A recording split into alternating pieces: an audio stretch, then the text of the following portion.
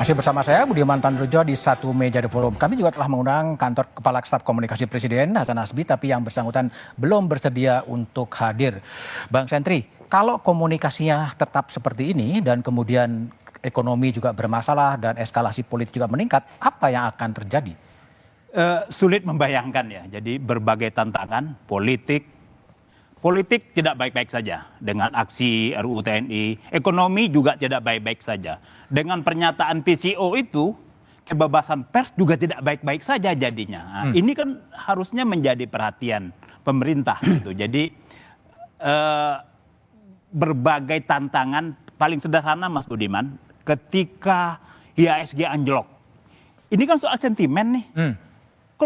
Pemerintah keluar dong bahwa ini bukan malah biasa. Kan ada Bang Katakan Dasko. bahwa lebih penting pangan daripada IHSG. Malah kayak begitu statementnya. Polisi akan memantau. Kan narasinya kontraproduktif. Wakil ketua DPR datang buat apaan? Terus ketika rupiah sampai pada level tertinggi pasca 98. Ini kan sentimen semua nih. Pergerakannya apa?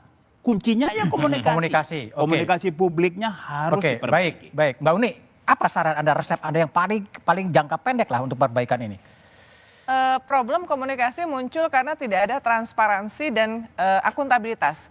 RUU TNI sampai hari ini itu jangankan media atau rakyat, bahkan petinggi TNI pun ada yang belum punya Draft asli, yang final. disepakati di pleno.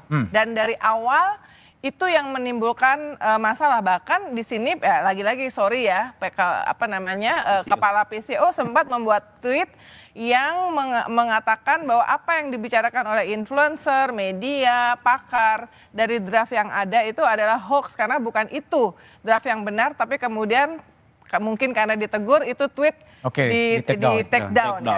Jadi dan antara undang-undang BUMN itu juga sangat sulit dan tidak terbuka untuk memberikan draft sehingga itu bisa dilihat. Jadi dua contoh terakhir hal besar itu menunjukkan bahwa kurang akuntabilitas, transparansi sehingga publik bisa terlibat. Karena kan ini kan pengambilan keputusan publik harusnya melibatkan publik ya. Sehingga memunculkan ruang-ruang spekulasi, rumor, ketidakpastian. Dan ya ini kemudian mau dikomunikasikan seperti apa ya nggak akan jalan semua. Oke, baik. Taufik, resepmu apa? Saranmu untuk perbaikan komunikasi seperti apa? Tadi sebenarnya ada pidato Pak Prabowo barusan itu sebenarnya kan itu eufemisme untuk mengatakan ketika Pak Prabowo bilang ini kan program kita banyak. Itu kan sebenarnya eufemisme untuk bahwa kabinet ini tuh begitu besar, begitu gemuk gitu kan.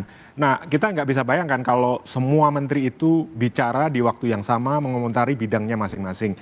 Itu akan terjadi chaos secara public relation lah. Jadi perlu satu pintu aja dan apapun itu harus sangat efektif dan calibrated gitu kan, terkalibrasi dengan baik. Terakhir, kalau dalam jurnalisme itu ada gium gini, jurnalis itu tidak perlu menjadi bagian dari berita. Nah itu sepertinya berlaku juga untuk juru bicara. Jadi juru bicara itu secara personal tidak perlu jadi bagian dari berita. Yang jadi berita adalah apa yang dia katakan gitu, bukan tentang bagaimana dia mengatakan atau siapa yang mengatakan. Kang Gunggun sebagai akademisi, saran Anda untuk memperbaiki seperti apa? Memperbaiki tiga hal, manajemen datanya, manajemen birokrasinya, sama manajemen komunikasinya. Jadi tidak ada alasan sekarang sudah berjalan sedang men-set up. Ini kan PCO sudah lahir sebelum rezim Pak Prabowo mulai. Jadi harusnya manajemen birokrasinya udah selesai. Kemudian manajemen komunikasinya ini yang harus diperbaiki, narasi. Kemudian bagaimana mensinkronisasikan narasi itu dengan bukan hanya di level presiden, tetapi juga kementerian-kementerian. Kenapa? Karena saya lihat bolong besarnya itu adalah pada pernyataan-pernyataan publik yang diakses oleh media yang kemudian tidak terkelola dengan baik. Kang Kodari, banyak masukan. Bagaimana Anda respon sebagai KSP? Ya, pertama terima kasih banyak atas masukan teman-teman semua. Ya, jadi saya sangat yakin bahwa tingkat kepercayaan publik kepada Presiden Prabowo masih sangat tinggi ya. Sangat yakin? Ya, sangat yakin. Kompas salah satunya survei Kompas sendiri Januari Februari ya? Tingkat kepercayaan tinggi sekali sampai 80%. Kalaupun ada fluktuasi, ada kontraksi. Ya masih tinggi lah kira-kira kan Tinggi ya? begitu. Nah. Dan saya yakin itu karena komunikasi yang inherent dari kebijakan itu sendiri. Jadi kebijakan Pak Presiden ini direspon dengan baik oleh masyarakat, dipahami dengan baik. Tetapi komunikasi dari kebijakan publik itu sendiri harus diperbaiki. Pak Prabowo sudah mengatakan, Pak Sudaryono juga sudah mengatakan kita akan perbaiki mulai dari konten. Saya tunjukkan sekali lagi ya bagaimana konten-kontennya ini sudah dipersiapkan untuk disebarluaskan. Tinggal dikomunikasikan. Yang kedua manajemennya terus diperbaiki, Mas Gunggun. Walaupun PCO sudah ada dari beberapa waktu, terus terang sepengetahuan saya juga menempati kantor itu juga baru dapat, Mas. Baru Tidak dapat. mudah untuk membangun institusi. Nah, yang ketiga tentu akan diperbaiki dari segi personalia dan dari segi manajemennya. Mudah-mudahan ke depan akan jauh lebih baik sehingga kebijakan yang baik juga akan berujung pada komunikasi yang Dan hasil baik. yang baik. Ya, dan respon juga baik. Baik, makasih. Indonesia aman dan damai. Emang ada personalnya akan ada reshuffle juga nanti? Iya, enggak berarti Personalnya bukan akan posisi saya, Mas, ganti. untuk Nggak, mengatakan. kan ngintip Maksud spill dikit kan kedengeran. Bisa ditata ya, penempatannya bisa ditata. Ditata. Diganti orang gitu. Organisasinya Tapi menurut Mas ditata. Kodari, Bahan-bahannya juga PCO ditata. itu masih perlu ada. Ya?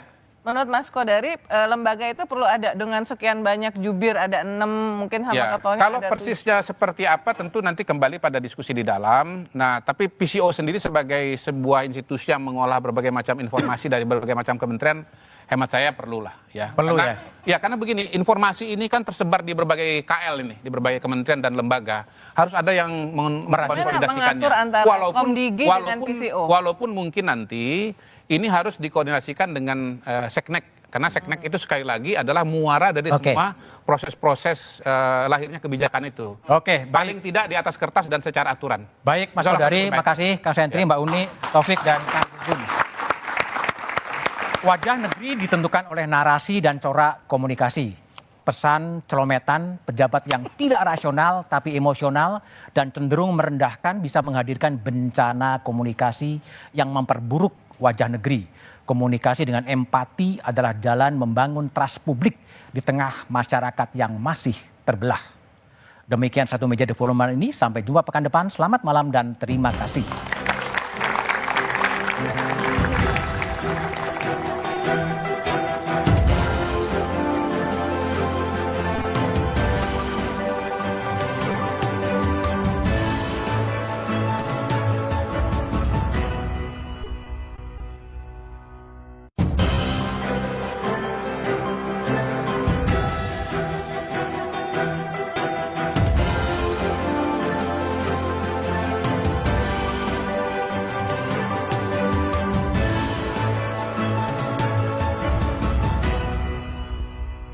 Di balik